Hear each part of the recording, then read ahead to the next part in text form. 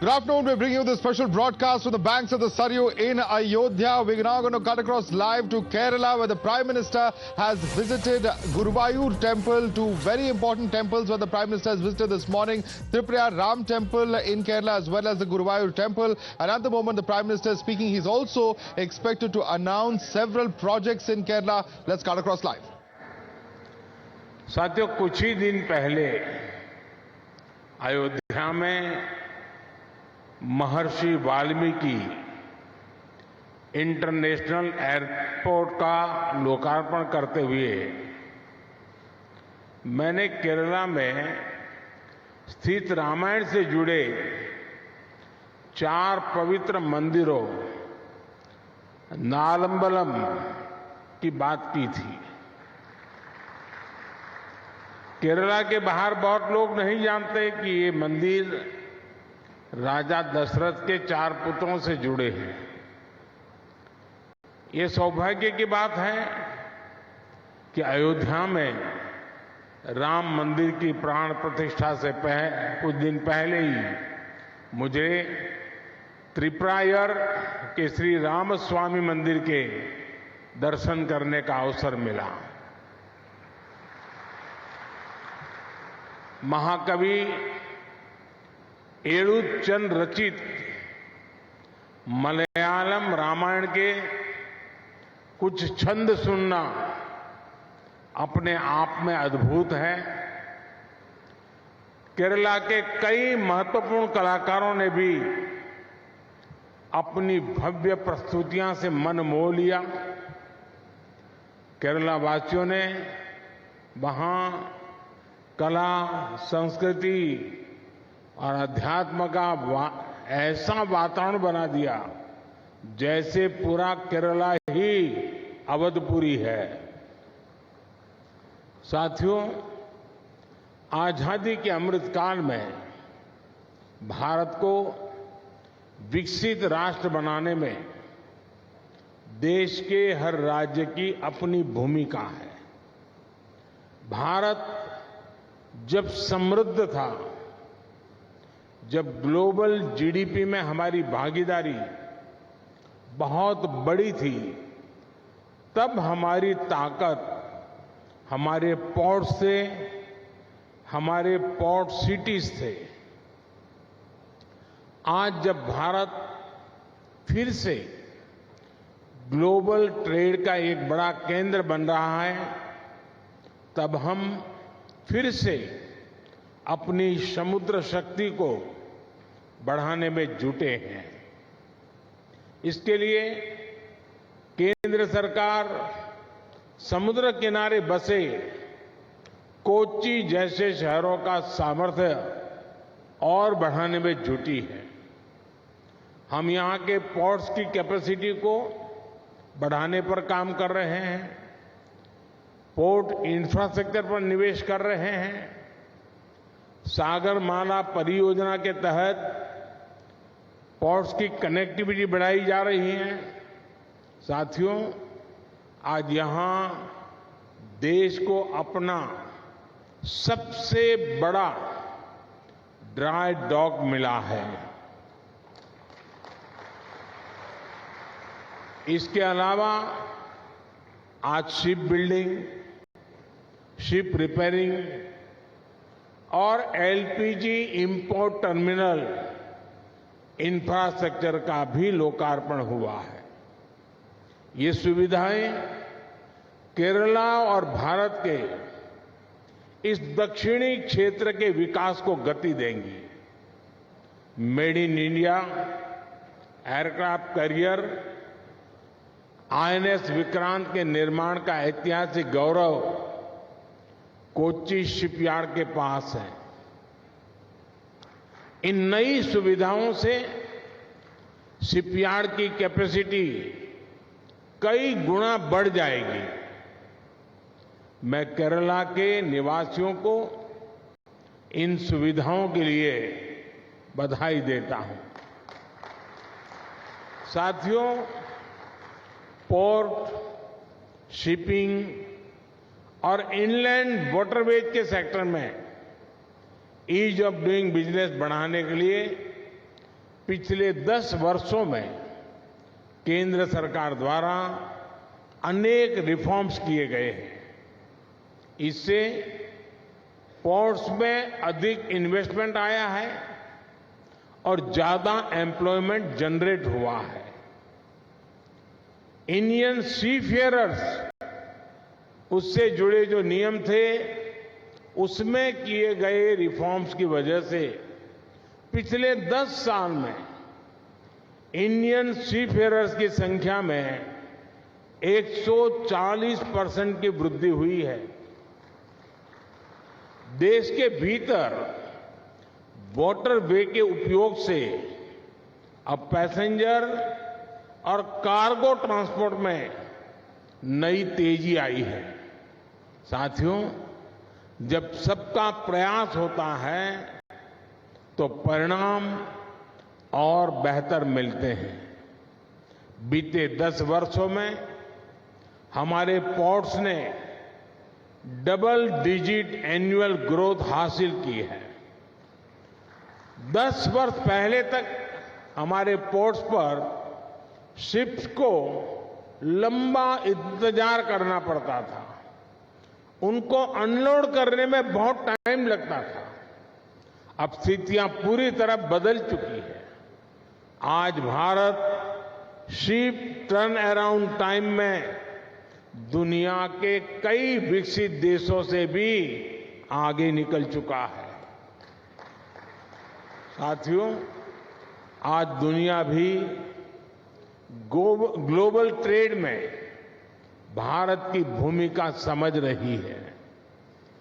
G20 summit के दौरान भारत ने middle east Europe economic corridor के जी प्रस्ताव पर सहमति बनी, वो इसी भावना का प्रमाण है। ये कॉरिडोर विकसित भारत के निर्माण को बहुत बल देगा। इससे हमारी कोस्टल इकोनॉमी को बड़ी ताकत मिलेगी। हाल ही में मैरीटाइम अमृत काल विजन भी लॉन्च किया गया है। विकसित भारत के लिए हम अपनी समुद्री ताकत को कैसे सशक्त करेंगे, इसमें इस लक्ष्य का रोड मैप है। भारत को दुनिया की एक बड़ी मैरीटाइम पावर बनाने के लिए हम मेगा पोर्ट्स, शिप बिल्डिंग और शिप रिपेयर क्लस्टर जैसे इंफ्रास्ट्रक्चर बनाने पर जोर दे रहे हैं। साथियों, केरला में आज जिन 3 प्रोजेक्ट्स का लोकार्पण हुआ है, उनसे मैरीटाइम सेक्टर में इस क्षेत्र की हिस्सेदारी और बढ़ेगी। नया ड्राई डॉक भारत का नेशनल प्राइड है। इसके बनने से यहां बड़े जहाज, बड़े वेसल तो आ ही सकते हैं, साथ ही यहां शिप बिल्डिंग और शिप रिपेयर का काम भी संभव होगा। इससे भारत की विदेशों पर निर्भरता कम होगी और जो पैसा हम विदेश भेजते थे वो देश में ही लगेगा। इसके साथ यहां ship building, ship repair sector में नई स्किल्स पैदा होगी। साथियों, आज इंटरनेशनल शिप रिपेयर फैसिलिटी का भी लोकार्पण हुआ है। इस प्रोजेक्ट से कोची भारत का और भारत एशिया का एक बड़ा शिप रिपेयर सेंटर बनने वाला है। हमने देखा है कि आईएनएस विक्रांत के निर्माण के दौरान किस प्रकार अनेक एमएसएमईज को सपोर्ट मिला था। अब जब शिप बिल्डिंग और रिपेयर की इतनी बड़ी फैसिलिटीज यहां बनी है, तो इससे एमएसएमईज का एक नया इकोसिस्टम बनेगा।